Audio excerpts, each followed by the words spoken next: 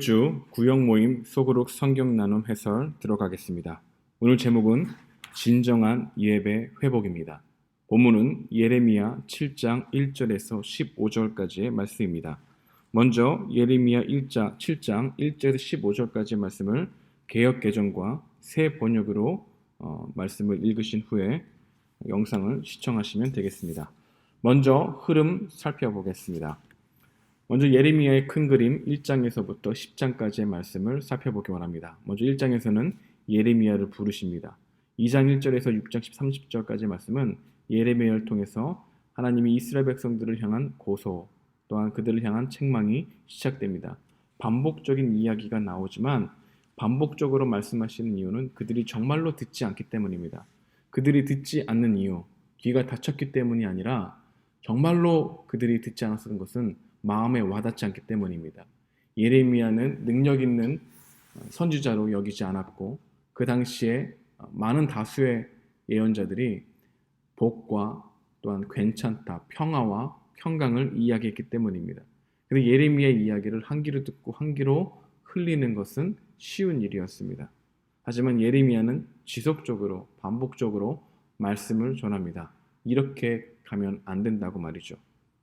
또한 이스라엘 백성들은 자신들의 어려움이나 두려움이 있을 때, 또 염려가 있을 때 성전으로 가서 예배를 드리고 제사를 드리는 것을 열성을 다했습니다. 정성을 다했습니다. 그렇게 하면 자신들의 일들이 풀린다고 생각했죠. 하나님을 의지하기보다는 자신들이 드리는 정성을 훨씬 의지했던 그들의 모습을 보게 됩니다. 그것을 향하여 오늘 본문 7장 1절부터 10장까지는 하나님께서 예레미야를 통하여 거짓 예배와 거짓 신뢰를 폭로하십니다. 특히 오늘 본문은 성전 설교로 알려져 있는데요. 7장 1절에서 8장 3절까지의 말씀입니다. 본문 속으로 좀 더 깊숙하게 들어가 보기 원합니다. 7장 1절에서 7장 15절 그 말씀을 구조적으로 만들어 보았습니다. 먼저 7장 1절에서 2절은 성전 문 앞에서 외치는 예레미야가 등장합니다. 성전 어떤 구석이 아니라 성전 정문에서 이곳에는 하나님의 성전이 아니다. 하나님의 성전이라는 거짓말을 믿지 말라라고 하는 메시지를 전했죠. 7장 3절에서 11절에서는 이스라엘을 향한 하나님의 요구가 나타납니다. 너희들이 이렇게 하면은 안 된다는 것이죠. 하지만 너희들이 해야 할 일과 하지 말아야 할 일이 있다라는 겁니다. 진짜 이곳이 성전이 되기 위해서 너희들이 해야 할 일은 길과 행실을 바르게 하라라는 말씀을 하고 있는 거죠. 7장 3절에서 그 이야기를 하고 5절에서 7절까지는 7장 3절에 대한 부연 설명입니다.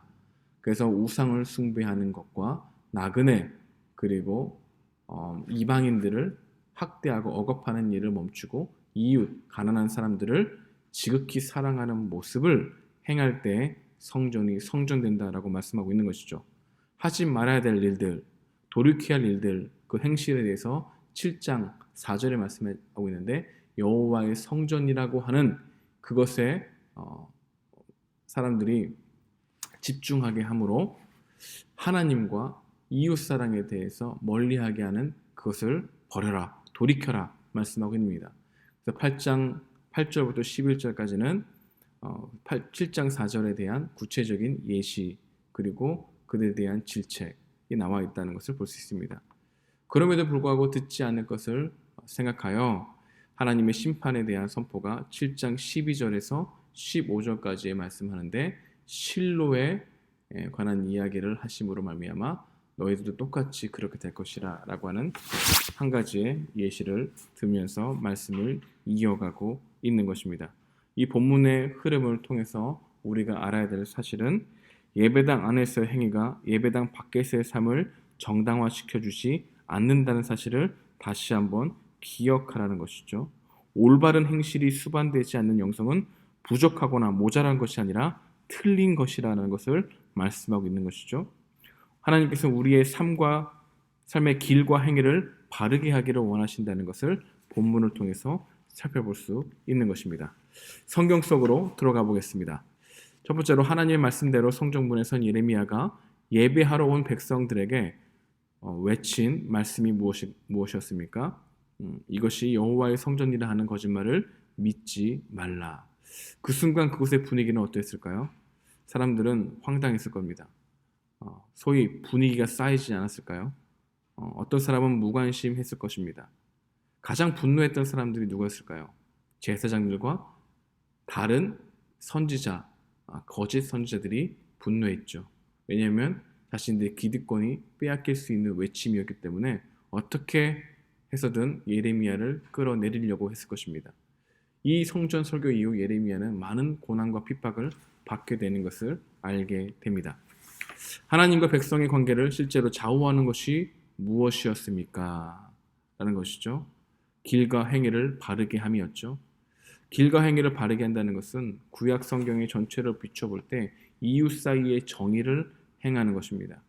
사회적 약자를 압제하거나 억압하지 말고 억울하게 하지 않게 하는 일에 소극적인 태도와 자세가 아니라 적극적인 태도와 자세로 도를 보는 것입니다.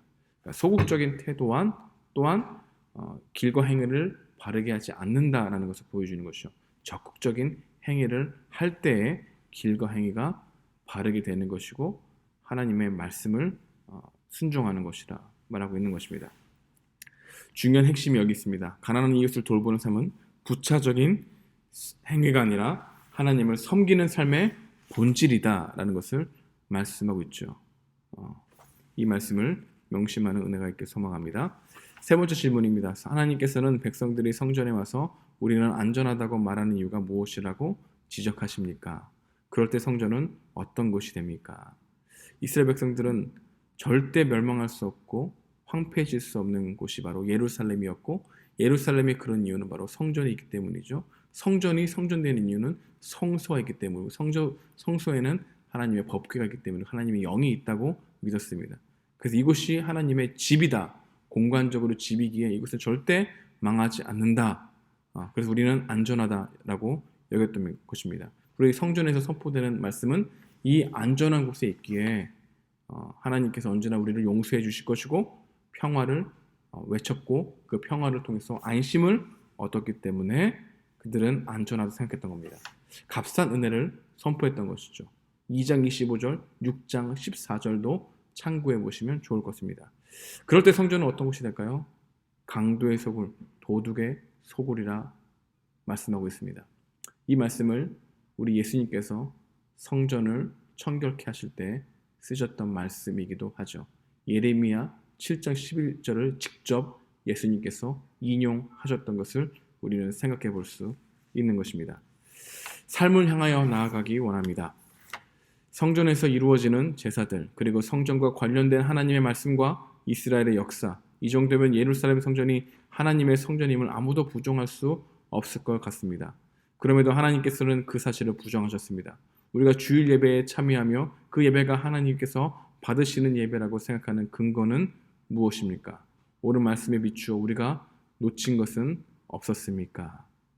이것에 대해서 여러분들이 한번 생각해 보시고 묵상해 보시면 좋겠습니다. 주일 예배에 참여하는 그 예배가 하나님 받으시는 예배라고 생각하는 근거는 무엇보다도 예배를 드리는 동기일 것입니다. 하나님을 경외하는 삶의 태도와 자세, 그리고 하나님의 말씀을 듣고 순종하고자 하는 자세로 예배를 드릴 때 그 예배가 진정한 예배가 된 것이죠. 그 예배에 하늘의 영이 부어진다고 하셨습니다.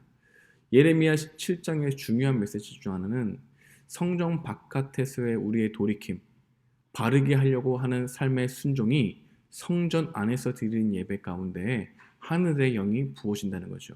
그러니까 우리가 예배를 회복하기 위해서 더욱더 뜨거운 예배를 드리는 게 아니라 나의 일상생활에 돌이키는 삶을 하고 우리가 진정으로 예배를 드릴 때 우리의 영에 하늘의 은혜가 부어진다라고 하는 중요한 말씀을 예레미야 7장 3절에서 하고 있는 것이죠. 그래서 우리는 참된 예배를 드리기 위해서 우리의 삶을 뒤돌아보고 돌이키고 하나님 앞에 회개하고 나아가려고 하는 전심이 있을 때 우리가 성전 안에서 예배당 안에서 예배 드리는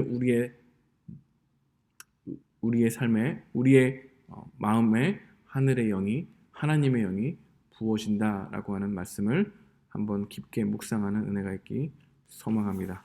두 번째 질문입니다. 하나님께서는 우리에게서 정직하고 자비롭고 의로운 삶을 보기 원하십니다. 그럴 때 우리의 예배는 하나님께 진정한 영광을 돌려드릴 수 있습니다. 하지만 우리는 예배 시설과 분위기에 더 많은 정성을 쏟는 경향이 있습니다. 우리 교회는 어떻게 예배를 회복할 수 있을까요? 다시 한번 말씀드리는데 예배당 안에서의 행위가 예배당 밖에서의 삶을 정당화시켜주지 않습니다. 오히려 예배당 밖에서의 일상생활의 올바른 행위가 성전 안에서의 삶을 지켜준다는 사실을 믿어야 합니다.